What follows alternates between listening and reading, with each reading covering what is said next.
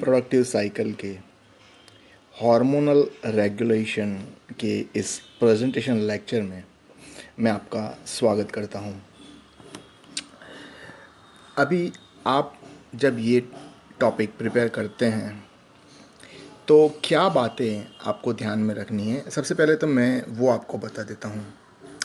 तो आपको 4 जो हार्मोन हैं, जो पूरा जो फीमेल रिप्रोडक्टिव सिस्टम है उसमें 4 जो हार्मोन हैं वो काफ़ी अहम भूमिका निभाते हैं। कहने का मतलब की रोल है ना। 4 hormones play a key role in female reproductive system. तो ये जो 4 जो हार्मोन हैं वो कौन से हैं, ये कहाँ से पैदा होते हैं, कौन सी रचनाएं हैं जो इन हार्मोन को पैदा करती हैं, और ये जो हार्मोन हैं उनका काम क्या है ना, फंक्शंस क्या हैं, उसके बारे में हमको इस जो टॉपिक है इसमें हमको चर्चा करनी है। जैसे कि आप स्क्रीन पे देख रहे हैं, जो चारों जो हार्मोन हैं उनके नाम लिखे हुए हैं।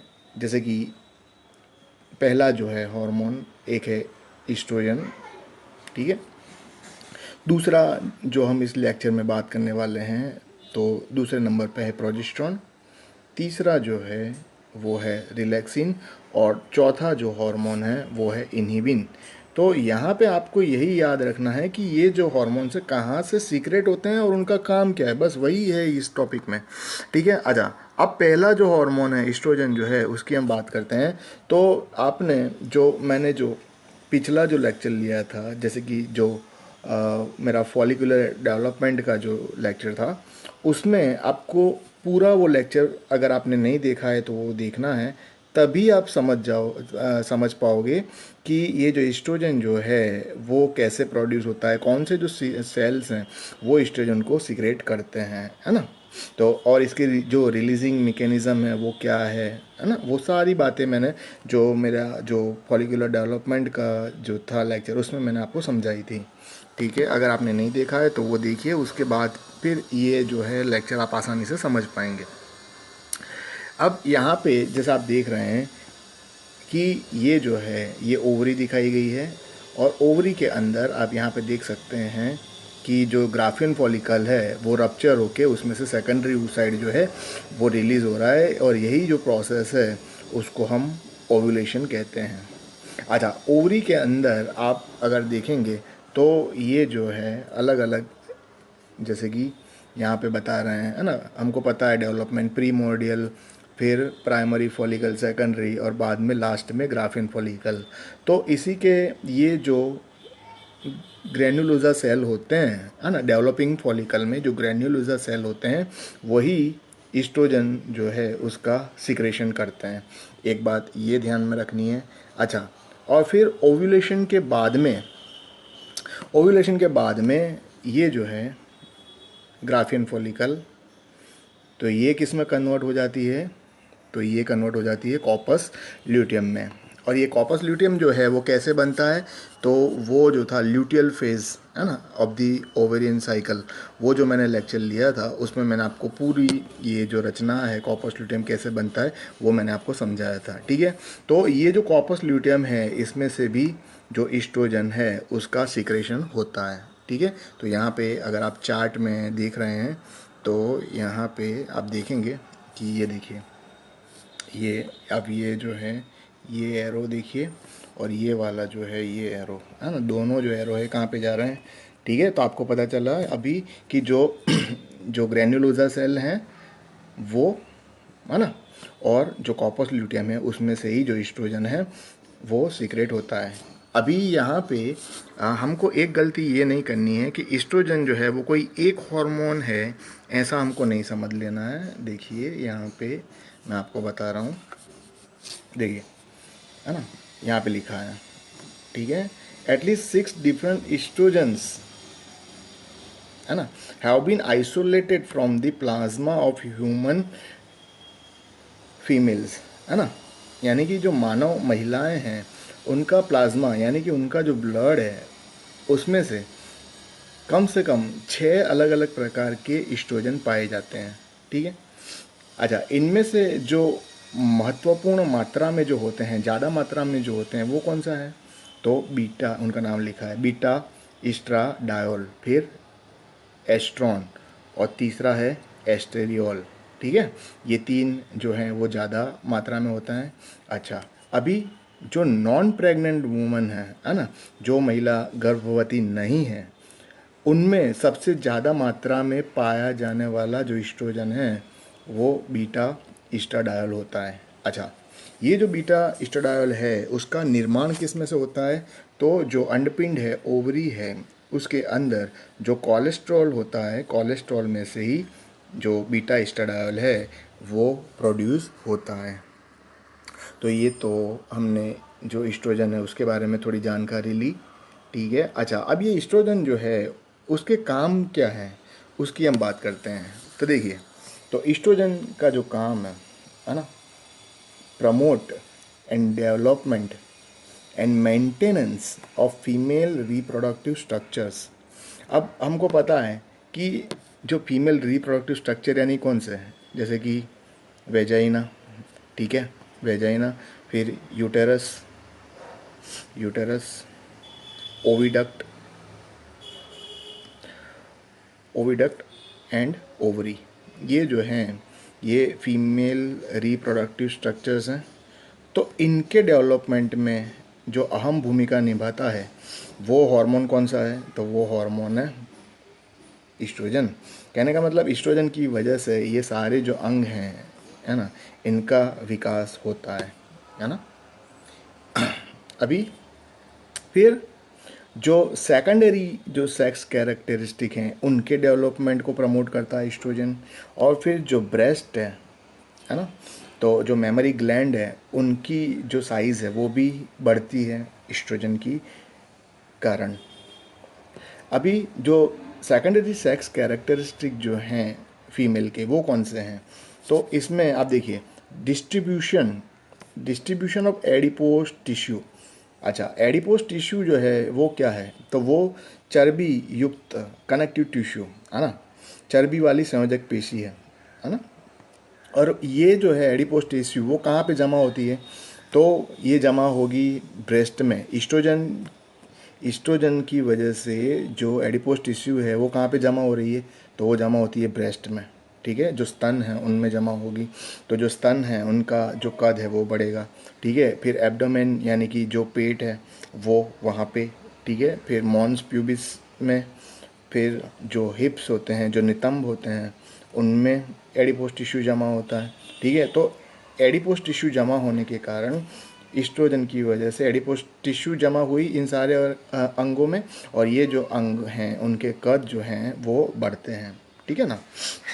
अच्छा, फिर वॉइस पिच है ना, जो महिलाएं हैं, जो लड़कियां हैं, उनका जो सुंदर सी जो आवाज़ होती है, तो वो आवाज़ के लिए भी है ना, मर्दों का जो आवाज़ है और लड़कियों और महिलाओं की जो आवाज़ है उसमें हम बहुत फ़र्क देखते हैं। तो वो जो फ़र्क है उसका भी कारण क्या है? ईस्ट्रोजन ही है। ठीक है, और फिर जो पेल्विस जो है वो भी बड़े हो जाते हैं, उसका कारण भी ईस्ट्रोजन है। ठीक है, और फिर जो बाल होते हैं है ना पूरे शरीर पे, तो जो प्रजनन अंग है उसके आसपास है, फिर जो आर्म पीट है ना, वहाँ पे बाल, और जो बाल है नॉर्मल जो सिर के ऊपर के, इन सभी जगहों के जो बाल हैं उनके डेवलपमेंट के लिए भी ईस्ट्रोजन जिम्मेदार होता है।